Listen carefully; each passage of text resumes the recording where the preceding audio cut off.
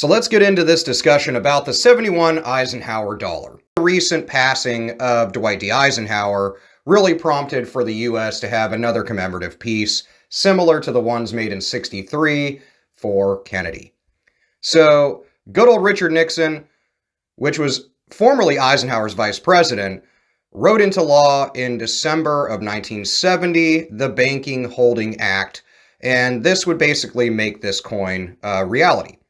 The first year production for these coins was a ridiculous amount. It was almost 48 million of them made out of Philadelphia and almost 70 million of them made out of Denver.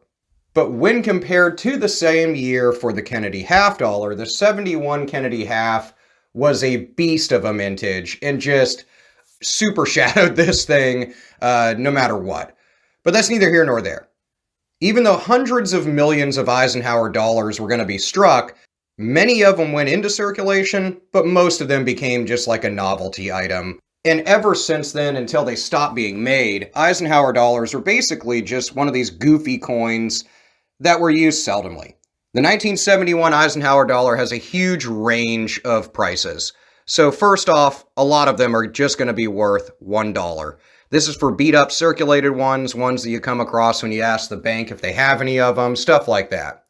Now there are ones that can be worth 10 to 20 grand, but these are ones that are basically flawless and considered superb gems and are going to be graded above MS64 or 65.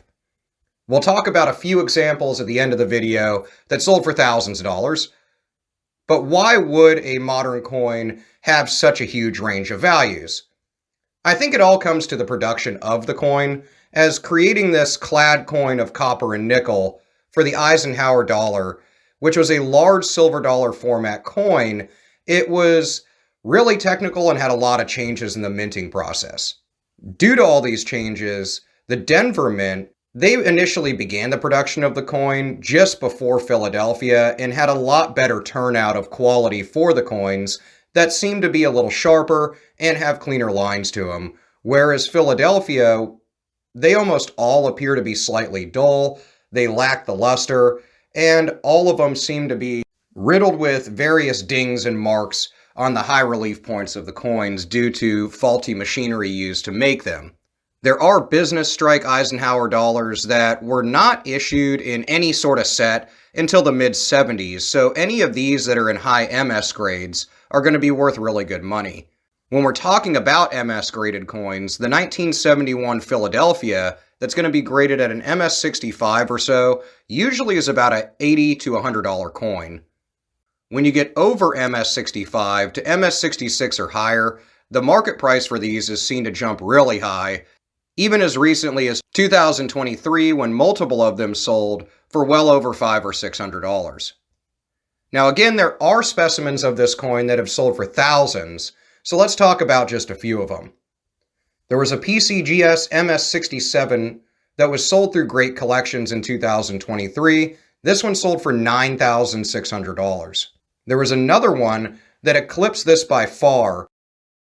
That was a PCGS MS67, but this one had a lot cleaner lines, although it was the same grade, and it came from a little bit larger collection that was a little more famed. This one sold for over $19,000. Another big seller was a PCGS MS66 Plus. This was sold through Stack's Bowers, but way back in 2014, but did sell for over $10,000. So it was an incredibly valuable coin. And then recently, another one that was MS66 Plus sold just last year, almost to the day, on August 18th, 2023, through Stack's Bowers for only $2,800. So you can still see why there's a massive range in values for these, despite the fact that there's no real design changes, and they stayed pretty much the same throughout their mintage period.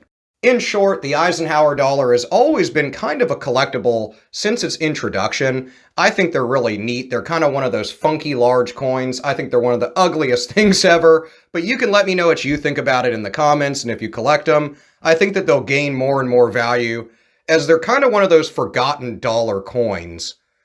There's also a few known errors in the design, primarily on the reverse of the coin, and I'll link to an article on my website, varietyerrors.com, that covers all the errors on Ike dollars. Let me know what you think about them in the comments below, and let me know what you've come across in your coin and banknote searches lately as well. I will see you in the comments, and I'll see you in the next video.